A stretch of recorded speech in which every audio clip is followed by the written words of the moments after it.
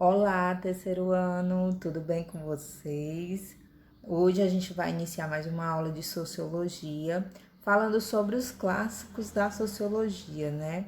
E falar sobre os clássicos da sociologia é falar de um pensamento sociológico que teve uma influência importantíssima a partir do surgimento da sociologia e no surgimento da sociologia e ainda nos influencia até os dias atuais. Então, é bom lembrar quem são os clássicos da sociologia, né? Emile Durkheim, Karl Marx e Max Weber. A gente costuma até dizer, né? Quem são os três porquinhos da sociologia? Estudar sociologia é analisar o pensamento desses três clássicos, tá? Desses três teóricos clássicos.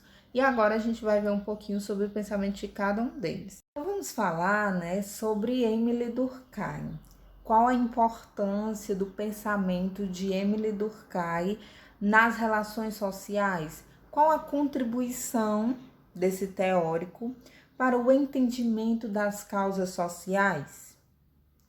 Então, Durkheim, ele tinha como principal objeto de estudo a sociedade capitalista, e a gente entende como sociedade capitalista, né, a sociedade na qual nós vivenciamos nos dias atuais, é um sistema na qual prevalece a questão do lucro, né, onde nós precisamos, para sobreviver, a questão de conseguir lucrar por meio de bens materiais, ou precisar vender a mão de obra para receber um salário para sobreviver. Ou seja, nós precisamos de um dinheiro, né, de dinheiro para sobreviver.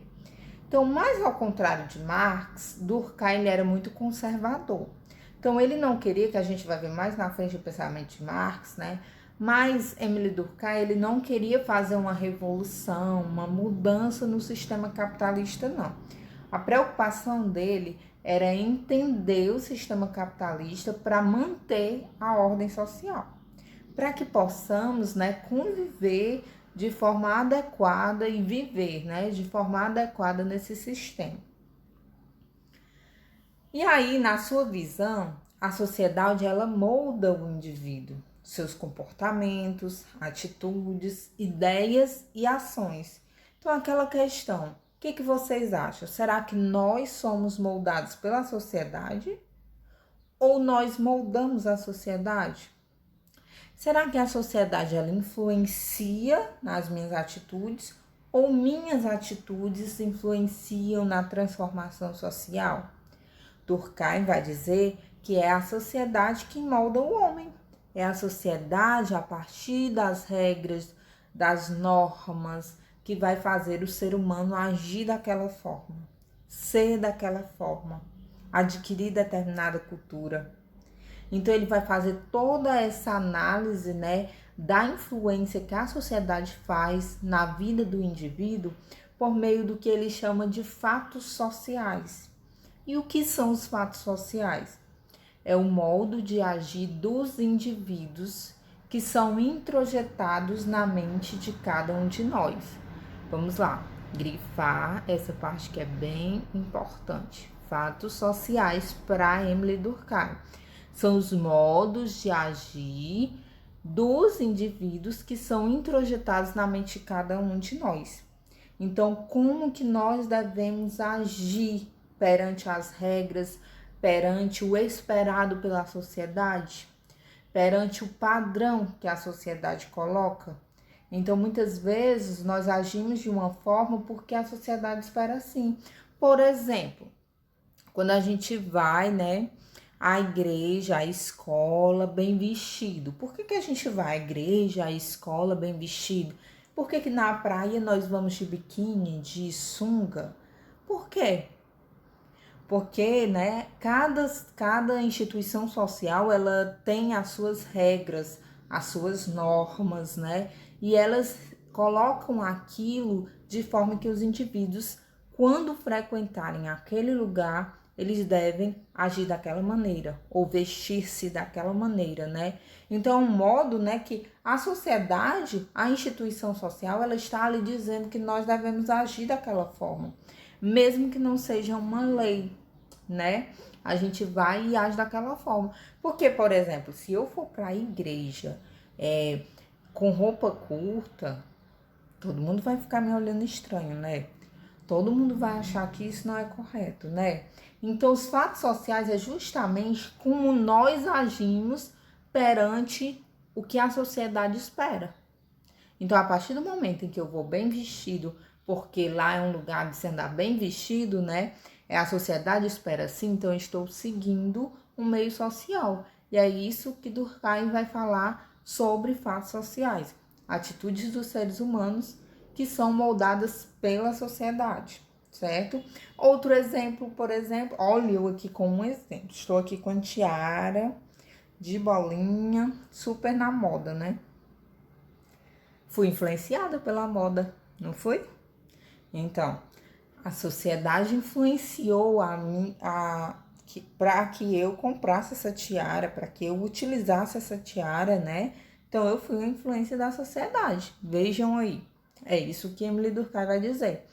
Então, os fatos sociais consistem em maneiras de fazer ou de pensar reconhecíveis pela particularidade de serem capazes de exercer sobre as consciências particulares uma influência coercitiva. Então, são atitudes na qual nos é colocado como uma obrigação agir de determinada forma, como eu falei, né? Regras sociais, como eu devo me comportar na igreja, na escola, no trânsito, são atitudes, né, que são impostas para que a gente haja daquela forma, para que a sociedade ela tenha uma harmonia. E aí, quais são as características dos fatos sociais? Eles encontram-se estabelecidos coletivamente, de forma exterior aos indivíduos, mesmo antes deles nascerem. Então, esses fatos sociais, essas regras sociais, são estabelecidas pela sociedade. Então, não depende, por exemplo, de mim. Ah, professora, mas, por exemplo, se eu me manifestar, fizer um movimento social, uma revolução e mudar essas regras sociais, por exemplo, pode, né? É adaptável. Porém, o que acontece? Quando a gente nasce, as regras já estão lá prontas e nós temos que nos adaptar a elas, mesmo que futuramente, né, possa haver uma transformação social. Por isso que é tratada como exteriores ao indivíduo. Outra característica dos fatos sociais é que são comuns a todos, ou seja, a generalidade. Então, são fatos sociais, é para todos, não é para um indivíduo, não é para determinado grupo de indivíduos, não, são para todos. E exercem um poder de coerção, né? Coercitividade, quando nos coloca como uma regra, como nós devemos agir dessa determinada maneira. Então, as características dos fatos sociais: exterioridades, generalidade e coercitividade, como vocês veem aí, grifado, né, sublinhado de amarelo. E aí a gente vê uma tirinha da Mafalda em que ela tá pegando uma fitinha e medindo aqui a cabeça dela, né? E ela olhou o tamanho, falou o seguinte: será que aqui cabe tudo o que vão me meter na cabeça? Então ela viu que a cabeça dela era muito pequena para tantas regras, para tantas informações sociais que são estabelecidas nos indivíduos, né? Então ela fez essa crítica: será que minha cabeça vai caber todos esses ensinamentos, né? Esses moldes sociais? E aí Durkheim ele também vai tratar sobre a consciência coletiva. O que é a consciência coletiva? É a forma pela qual os fatos sociais são representados na vida de cada um. É uma consciência, já está dizendo, né? Como as regras, os fatos sociais, eles são representados em nossas vidas. É a consciência coletiva que vai impor as regras sociais, que precisarão ser obedecidas por cada indivíduo, ou seja, as normas de comportamento que regem a vida de todos. Ela se manifesta através da cooperação entre os indivíduos, divisão do trabalho social e solidariedade. Então ele vai dizer que nós, seres humanos, temos uma consciência, né, para que vivamos de forma adequada em sociedade. E isso é manifestado a partir da solidariedade, que ele vai fazer uma divisão entre solidariedade mecânica e solidariedade orgânica. O que é a solidariedade mecânica, né? É a divisão do trabalho que é pouco diferenciada. Por exemplo, não tem muito desenvolvimento tecnológico. Lá no início dos tempos, né, o homem primitivo, ou mesmo os índios, né, eles não tinham uma divisão assim bem complexa no trabalho, né? A divisão era bem simples, como por exemplo, os homens pescam e as mulheres cozinham. Era uma divisão simples, mas era para toda aquela comunidade, né? Ou para toda a família. Em solidariedade orgânica, a divisão do trabalho é mais complexa. Essa solidariedade orgânica ela é bem presente, por exemplo, nas fábricas, onde há uma divisão mais complexa. Essa pessoa ela é mais especializada em costurar. Essa é mais especializada em colar, por exemplo, né? Essa é mais especializada em montar determinado objeto, vamos supor que a fábrica é de calçados, né? Um sabe mais costurar, então tem uma especialização maior, então há uma divisão mais complexa. Um precisa do outro para chegar ao resultado final, né? A solidariedade. Porém, há uma divisão bem complexa, onde um faz uma coisa, outro faz outra coisa, e muitas vezes essa divisão ela é realizada por meio da especialidade. Se você sabe fazer mais isso, você vai fazer isso. Se você sabe mais, você sabe colar, né? Você vai colar. Então agora a gente vai ver um pouquinho sobre Karl Marx. O principal objeto de estudo de Karl Marx é a sociedade capitalista de sua época. Então, Karl Marx ele vivenciou um momento na qual o capitalismo ele estava chegando em seu auge, né? Digamos, estava surgindo, e ele percebeu uma transformação social enorme. Ele analisou o sistema capitalista como um sistema de desigualdade social. Então, ele já, diferente, vocês viram aí que Emile Durkheim, ele já pensava em uma sociedade na qual ele ia só analisar a sociedade capitalista, mas para manter a ordem, né? Karl Marx, ele já vai pensar em uma revolução, em acabar com a sociedade capitalista, né? Então ele vai dizer que a história da humanidade tem a ver com a história das lutas de classe. O homem ele vai construindo sua história a partir do momento em que ele vai lutando por mudança de classe social. Então, a partir do momento em que a sociedade ela é dividida em classes, classe baixa, classe média, classe alta, sempre vai haver um conflito entre as classes, onde a classe alta muitas vezes explora a classe baixa, onde a classe baixa pode tentar mudar de posição para subir lá para a classe alta, né? Então vai haver esse conflito. Então ele vai dizer que a história da humanidade é a história da luta de classe. Todos os indivíduos, através da história, se relacionam com os outros e com a natureza de uma determinada maneira. Analisar a sociedade significa observar como o homem transforma a natureza através do seu trabalho e quais são as formas de relações que ele estabelece com os outros indivíduos.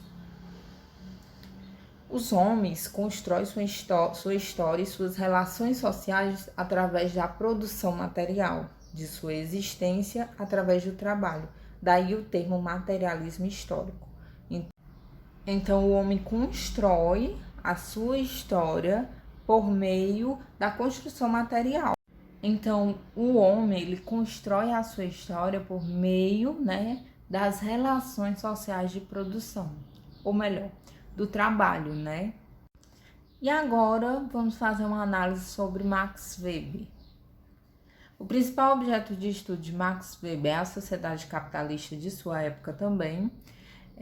Esta sociedade é entendida como resultado das diversas ações entre os indivíduos.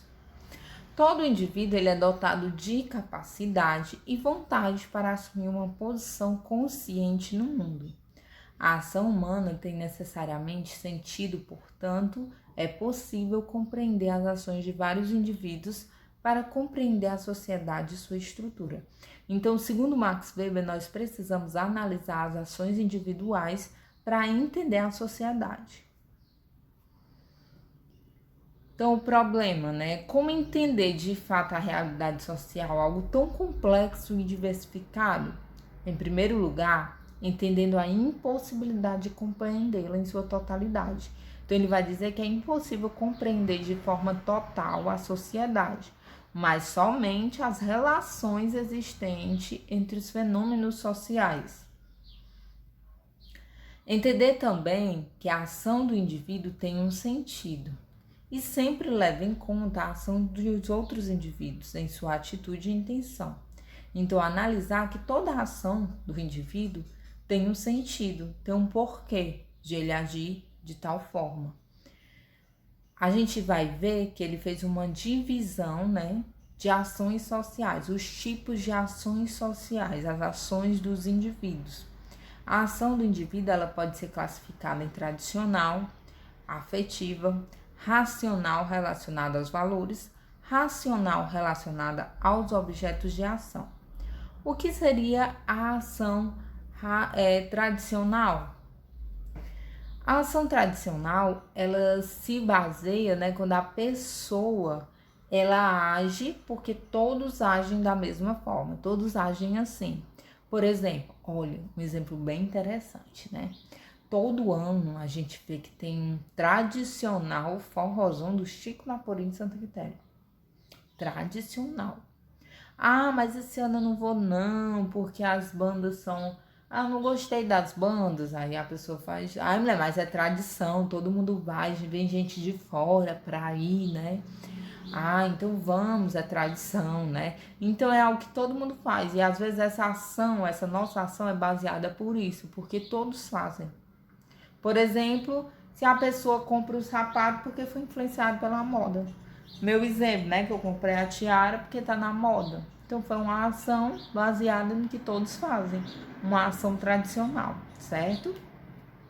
Agora, quando minha ação é afetiva, é quando eu vou agir porque eu gostei, eu gosto. Ah, eu comprei não é porque tá na moda, é porque eu achei bonito, eu gosto, né? Então, é uma ação baseada no afeto. Agir daquela forma porque você gosta, porque lhe agrada.